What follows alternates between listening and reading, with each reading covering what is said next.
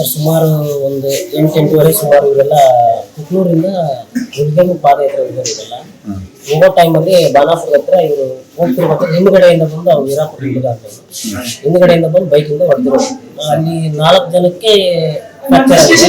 ಅದ್ರಲ್ಲಿ ಒಬ್ಬರು ಸ್ಪಾಟ್ ಅಂದ್ರೆ ಸ್ಥಳದಲ್ಲಿ ಇಲ್ಲ, ಅಲ್ಲಿ ಹಾಸ್ಪಿಟಲ್ ಎಲ್ಲಿ ಅಲ್ಲ ಎಲ್ಲಿಗೆ ಹೊರಟಿದ್ರು, ಎಷ್ಟೊತ್ತಿಗೆ ಆಯ್ತಂತ?